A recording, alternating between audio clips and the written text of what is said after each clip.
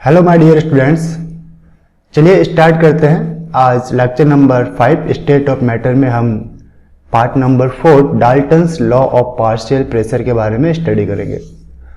So first of all जो word यहाँ पे यूज हो रहा है प्रेशर, एंड प्रेशर का भी इसके आगे जो हमारे पास प्रीफिक्स लगा हुआ है पार्शियल प्रेशर, मीन्स जो भी आपके पास गैसेस रहते हैं कंटेनर में, मे बी वो one type of the gas हो या mixer of more than 2 gases आपके पास प्रेजेंट हो। ओके, तो होगा क्या कि जितने भी टाइप के गैसेस है, ओके, लाइक एक मैंने यहाँ पे एक कंटेनर लिया है आपके पास, दिस इज द कंटेनर, यहाँ पे 3 टाइप के गैसेस प्रेजेंट है। सपोज कीजिए this one is the gas A type, this particular is B type and this particular is the D type, A B C type की gas है।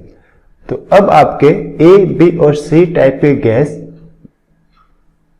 Container के wall के ऊपर अलग अलग प्रेशर एक्सर्ट करेगी। ओके, लाइक ए के जो मॉलिक्यूल है उनका प्रेशर को हम डिनोट करें P1 से, बी के जितने भी मॉलिक्यूल है वो जो प्रेशर वॉल के ऊपर एक्सट्रेट कर रहे हैं उनको हम डिनोट करें P2 से, एंड सी के जो मॉलिक्यूल है वो जो आपके प्रेशर एक्सट्रेट कर रहे हैं उनको हम डिनोट कर रहे हैं P3 से।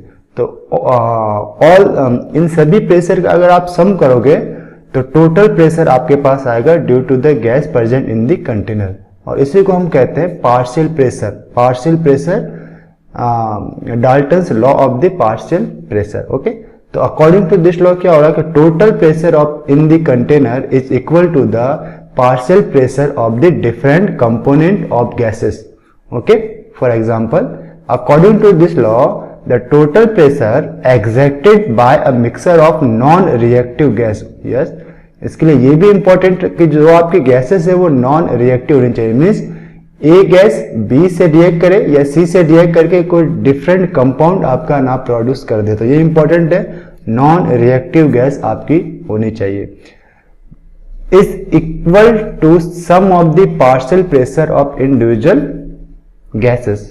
According to this figure the P total of this container equals to P1 plus P2 plus P3. P1 A type की गैस के लिए, P2 B टाइप की गैस के लिए एंड P3 C टाइप की गैस के लिए eight constant temperature and volume. Pressure, अब हम क्या कर सकते हैं कि जो A टाइप के मॉलिक्यूल जितने भी हम उसे फाइंड आउट कर दे, number of mole of X, और इसे टोटल मॉलिक्यूल से डिवाइड कर दे, तो हमारे पास आ जाएगा mole fraction of A gas. फिर mole fraction of A gas को टोटल प्रेशर से अगर मैं डिवाइड करूं, सॉरी मल्टीप्लाई करूं, mole fraction of A gas को टोटल प्रेशर से मल्टीप्लाई करूं, तो मेरे पास क्या आएगा, pressure due to the A type of the gas आपके पास ऑब्टेन होगा। तो ये कहलाएगा आपके पास partial pressure in term of mole fraction, partial pressure in term of mole fraction. तो देखिए, pressure exerted by saturated water vapour is called aqueous tension, कि भाई सैचुरेटेड वाटर वेपर्स क्या होगी, जिसके अंदर वाटर वेपर्स अपना मैक्सिमम अमाउंट के अंदर प्रेजेंट है। तो उस कंडीशन में क्या होगा कि अगर आपको ड्राई गैस का सिर्फ प्रेशर फाइंड आउट करना है तो उसमें से आप टोटल प्रेशर लीजिए और एक्वियस टेंशन को माइनस कर दीजिए। टोटल प्रेशर में से एक्वियस टेंशन को माइनस करेंगे तो आपके पास ड्राई गैस का प्रेशर आएगा। ये एक्वियस टेंशन किसके लिए है, due to the pressure of vapours, due to the pressure of vapours आपके पास एक्वियस टेंशन आता है। अब partial pressure in term of mole fraction, अब सपोज कीजिए ए मॉलिक्यूल से इसके मोल फ्रैक्शन फाइंड आउट करना है, तो आपके पास क्या होना चाहिए, मोल्स ऑफ ए, सपोज कीजिए वो आया Na and total moles container में कितना रहेंगे, Na plus Nb plus Nc, Na mole of A molecule, Nb mole of B gas, Nc mole of C gas. तो मीन्स अगर आपने ए गैस के मोल्स को टोटल मोल्स से divide किया तो आपके पास क्या आ जाएगा, मोल्स, ए के कितने मोल फ्रैक्शन है वो आपके पास आएंगे। तो हम मोल फ्रैक्शन को डिनोट करते हैं xi से। अगर मैंने xi की जगह लाइक xa लिख दिया तो मीन मोल फ्रैक्शन ऑफ ए, अगर मैंने xb लिख दिया तो मोल फ्रैक्शन ऑफ b।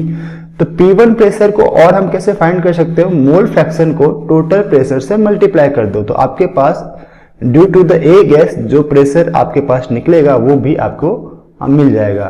तो P1 equals to x1 into P total, like this P2 equals to x2 into P total.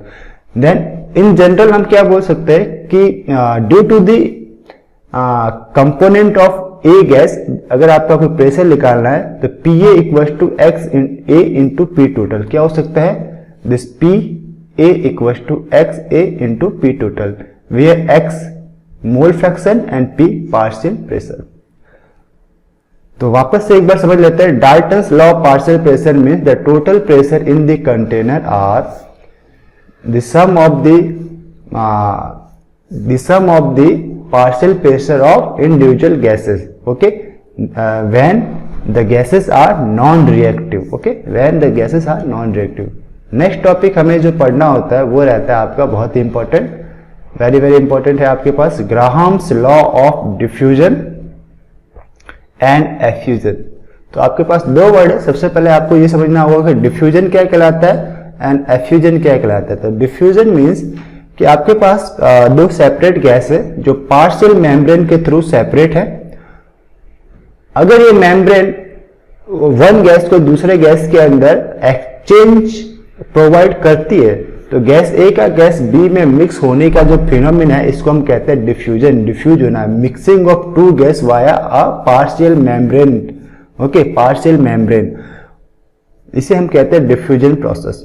Next आपके पास रहता है एफ्यूजन। एफ्यूजन में क्या होता है, आपके कंटेनर के अंदर गैस फिल है और उस कंटेनर के अंदर एक छोटा सा होल आपने किया, तो होल के थ्रू आपका जो गैसेस है वो सराउंडिंग में या एटमॉस्फेयर के अंदर गो करेगा, जाएगा, इट गोज टू सराउंडिंग और atmosphere via the pinch of the hole. कब तक जाएगा, जब तक कि इनर पार्ट का प्रेशर आउटर पार्ट के प्रेशर के इक्वल नहीं हो जाए, तो ये कहलाता है एफ्यूजन। तो ग्राहम्स ने क्या डिनोट किया, ये क्या ऑब्जर्व किया कि rate of this diffusion and effusion are proportional to the pressure of the gas and inversely proportional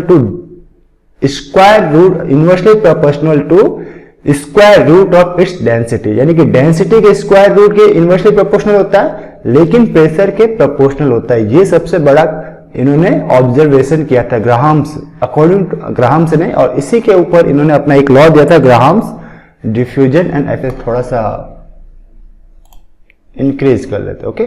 देखिए डिफ्यूजन क्या होता है बेटा, अगर मैं देखूं तो diffusion the process of mixing of gases bye a random motion of the molecule is called diffusion. Mix, दो गैसेस आपस में मिक्स हो रहे वाया परमीबल मेम्ब्रेन सेल या किसी अदर मीडियम के थ्रू ये मिक्स हो रही है। और एफ्यूजन में क्या है आपका, when gas is confined to a container at high pressure then in the surrounding atmosphere it will escape from a small hole which is open in the container until the pressure outside and inside have been equalised. Means अगर आपने container के अंदर gas fill करके रखा है और आप एक होल इसके अंदर क्रिएट करते हो तो आपकी जो गैस है वो इनसाइड टू आउटसाइड जाएगी। कब तक जाएगी, जब तक दोनों ही मींस इनसाइड एंड आउटसाइड दोनों का प्रेशर इक्वल नहीं हो जाए, ओके। तो इसको यहां से लेने के बाद हम वापस अपने चैप्टर पे चलते हैं जहां पे हमने इससे छोड़ा था। तो चलिए, तो अब देखते हैं हमें यहाँ पे रेट लेना पड़ता है।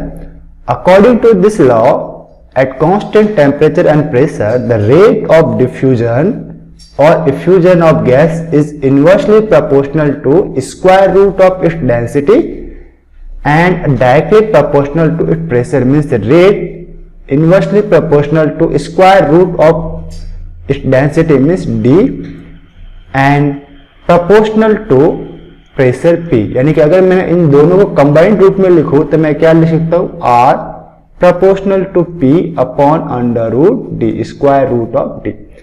तो इसके लिए आप पेज में थोड़ा सा डायरेक्शन चेंज कर लेते हैं, दिस वन पेज को ले जाते हैं राइट साइड, ओके।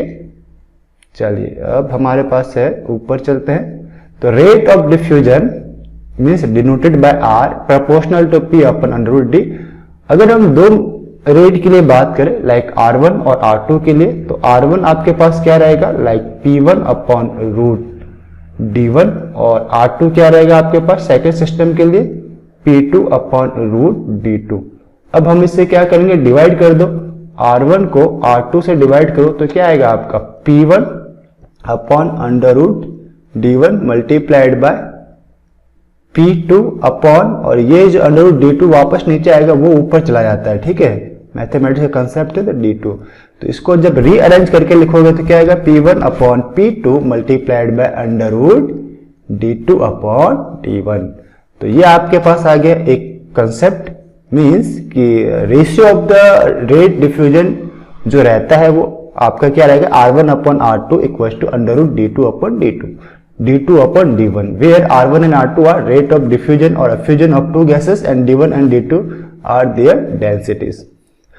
सेकंड है आपके पास, हमारे पास एक जनरल एंड स्टैंडर्ड फॉर्मूला होता है कि वेपर डेंसिटी को अगर आप 2 से मल्टीप्लाई करते हो तो आपके पास एक कंसेप्ट आता है मॉलिक्यूलर मास। मॉलिक्यूलर मास को मैं m भी बोल सकता हूं। ओके, तो अब हम क्या करें कि d2 की जगह m2 और d1 की जगह m1 प्लेस करता हूं, क्या d2 की जगह m2 और d1 की जगह m1। तो मेरे पास नया फॉर्मूला क्या आ जाएगा कि रेट ऑफ डिफ्यूजन में और मास के अंदर रिलेशन आपको जनरेट होगा, means R1 upon R2 equal to under root m2 upon m1।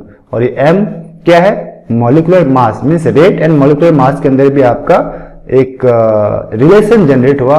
तो टोटल मिला के मीन्स R1 जो है वो इनवर्सली प्रोपोर्शनल हुआ आपका 1 अपॉन रूट m1 का, यानी मॉलिक्यूलर मास के भी ये इनवर्सली प्रोपोर्शनल आपका आएगा। इसी तरह से R2 जो है वो इनवर्सली प्रोपोर्शनल होगा 1 अपॉन अंडर रूट m2 के। ओके, कुल मिला के तो where m1 and m2 are the molecular mass of two gases. तो देन फाइनली जो हमको रिजल्ट मिला वो क्या मिला कि रेट ऑफ डिफ्यूजन जो है वो किस पे डिपेंड करेगा, अगर इक्वल टू लमसम जो होगा volume of the gas diffused upon time taken for the diffusion. ये भी आप इससे भी आप इससे बता सकते हो कि रेट ऑफ डिफ्यूजन कैसे फाइंड करना है, volume of the gas diffused, कितनी गैसें आपस में मिक्स हो रही है, और टाइम टेकन फॉर डिफ्यूजन, कितना टाइम वो ले रही है। एक तो इससे भी फाइंड आउट कर सकते हो, या फिर यानी डेंसिटी के थ्रू फाइंड कर सकते हो। पहला डेंसिटी के थ्रू, सेकेंड मॉलिक्यूलर मास के थ्रू, थर्ड आपके पास वॉल्यूम ऑफ द गैस भी आ रहा है और टाइम आ रहा है। तो यानी तीनों ही तरीके से आप रेट ऑफ डिफ्यूजन फाइंड कर सकते हो। और ये लॉ किसने दिया था, ग्राहम्स लॉ। ओके, तो इस पर्टिकुलर लेक्चर के अंदर हमने 2 कंसेप्ट सीखे। पहला Dalton's partial law, partial pressure, and second हमने देखा कि Graham's rate of diffusion and rate of effusion. Next lecture के अंदर हम लोग स्टडी करेंगे kinetic molecular theory of gases, जो आपके गैसेस के बिहेवियर के बारे में कुछ पॉइंट्स या कुछ डिस्कशन हमें प्रोवाइड करवाती है। तो मिलते हैं नेक्स्ट वीडियो में, तब तक के लिए हैव अ नाइस डे।